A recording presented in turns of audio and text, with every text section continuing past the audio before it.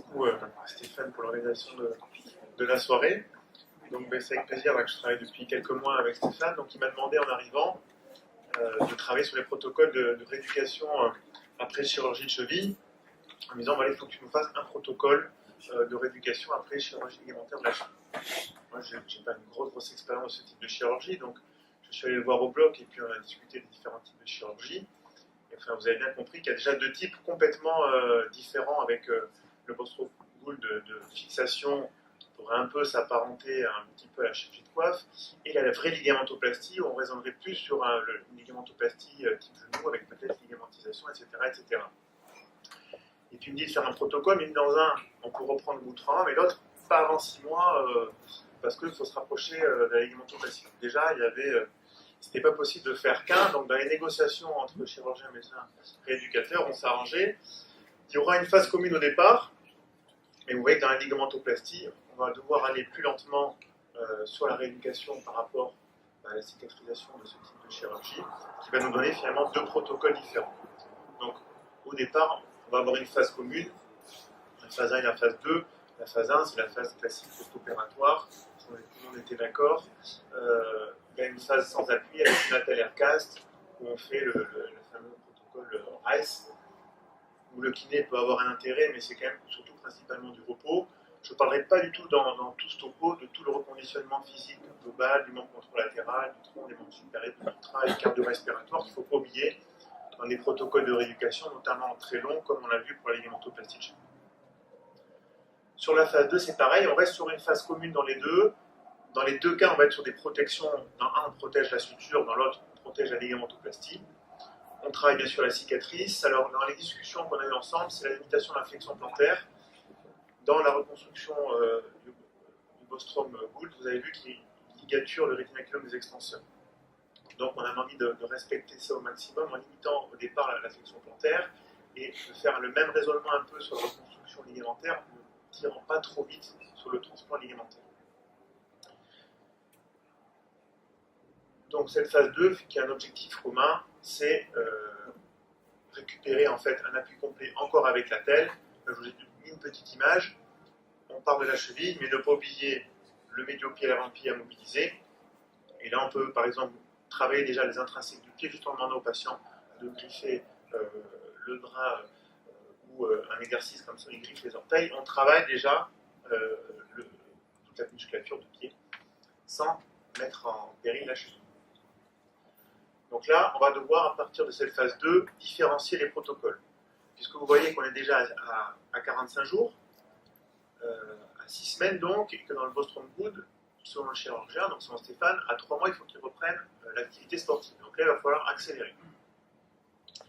Donc sur ces 3 semaines là qui nous restent, sur cette phase 3, là, on la constitue en 3 semaines, il va falloir récupérer toutes les amplitudes articulaires passives. Je vous rappelle que sur les phases d'avant, on se limitait en flexion plantaire, flexion plantaire, on ne travaillait pas encore d'éversion-inversion, donc ça, il va falloir tout récupérer.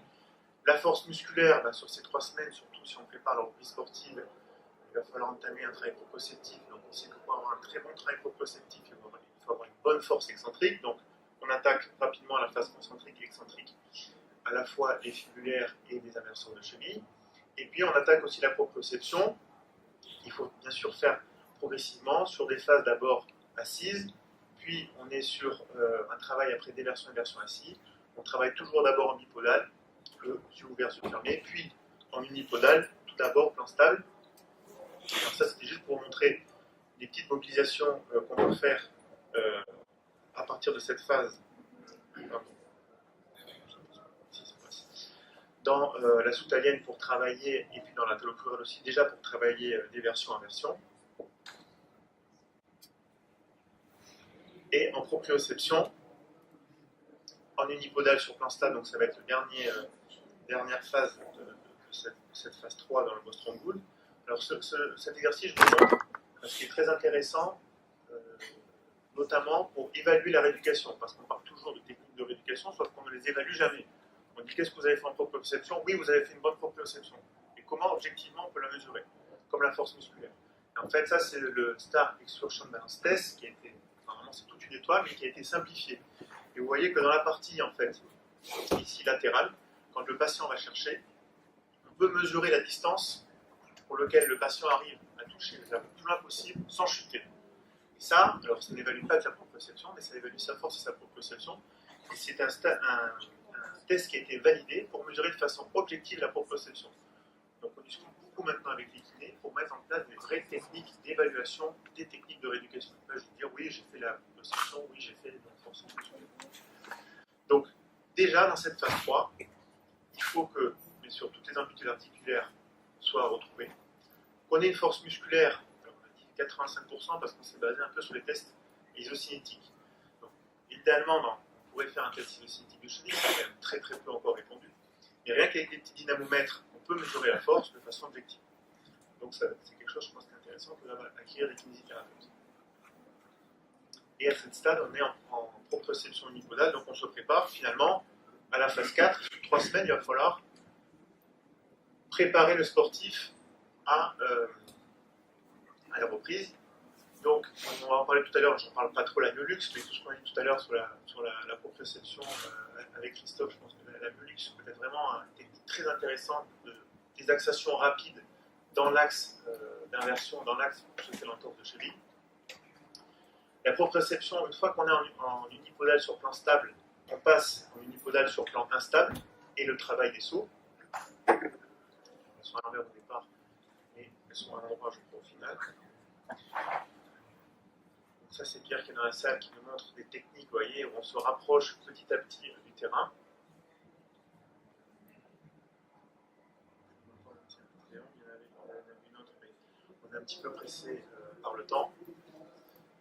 Et après, bien sûr, tout le travail spécifique qui va être fait, des pas latéraux sur le terrain, la carioca, c'est quand les joueurs en latéral croisent leurs jambes.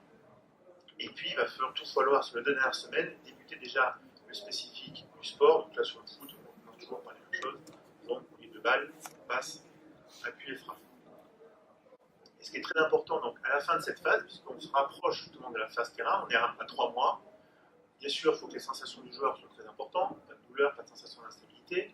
Les tests de force, il faut qu'on sache au niveau de la force musculaire combien il est, mais surtout évaluer la rééducation. Et ça, on a montré que si on fait une association de 3 scores très simples, le single hop, le patient fait un saut, on mesure sur soit à cloche-pied sa distance, le vertical jump, c'est celui-là, on mesure la puissance en fait, qu'il développe en hauteur en comparant un côté par rapport à l'autre. Le time hop, il y a 6 mètres à faire en cloche-pied avec un chronomètre. Ça ne nécessite absolument pas de matériel. On sait que ces 3 tests associés ont une très bonne évaluation globale de la cheville. Le Star Exertion Balance Test, c'est le test que je vous ai montré tout à l'heure. Vous voyez que dans sa version complexe, on peut aller très loin, mais on sait que la partie la plus importante est la distance que va arriver à faire le patient à toucher derrière sans instabilité de la cheville. Et Christophe parlait tout à l'heure d'un test. Moi, je ne connaissais pas le test dont tu as parlé. Mais le Functional Foot and Ankle Ability Measure est un test d'évaluation du patient lui-même, d'auto-questionnaire, et ça peut être un des derniers paramètres importants à évaluer dans la rééducation. Donc des tests physiques, un test de proprioception, un auto-questionnaire. Maintenant qu'on a vu pour le Bostrom Group la construction, la ligamentoplastie, en fait la différence c'est que les phases vont être tout simplement un petit peu plus longues. Je vais aller assez vite. Sur la récupération des amplitudes, ça, dans les 7 à 12 semaines, ça ne va pas poser problème. La seule chose, c'est qu'on va aller beaucoup plus lentement dans le travail musculaire. Les éverseurs, on va aller en contraction concentrique, on ne va pas aller très très vite en excentrique pour ne pas aller trop vite en inversion et tirer sur la ligamentoplastie. Les inverseurs, c'est pareil, on va les travailler en contraction statique, puisque si on les travaille en concentrique, on va aller très vite aussi dans l'inversion. Et la proprioception, vous voyez qu'on est beaucoup plus lent. On commence par du assis sur ballon et en bipodal. Donc on est déjà quand même à 12 semaines. Au Bostrom Group, on est déjà à la reprise et vous voyez que là, on en est très loin encore. Et ça, c'était une discussion avec le chirurgien. Donc du coup, les objectifs sont beaucoup plus réduits. Symétrie à la marche seulement à 3 mois. La phase d'après, en fait, c'est l'attaque de l'excentrique. On peut travailler, vous voyez comment vous voyez en haut avec des élastiques. On travaille la proprioception en unipodal sur plan stable, le travail des sauts. Donc là, l'objectif de cette phase, c'est l'appui unipodal stable. Et enfin, sur la dernière phase, qui va être la phase de rathétisation, qui est bien sûr une des phases cruciales, ça se rapproche en fait de la phase de tout à l'heure, avec bien sûr la poursuite du travail de renforcement musculaire, et le travail unipodal sur point stable. Alors moi j'aime beaucoup les exercices, mais il y en a pas où on associe à la fois la stabilité de la cheville, où on travaille autre chose, on travaille du membre supérieur avec le medicine ball, où en fait le patient n'est plus concentré sur sa cheville, on travaille tout ce qui est inconscient, tout ce qui est la proprioception bien sûr, il y a beaucoup de choses inconscientes, ou avec des élastiques.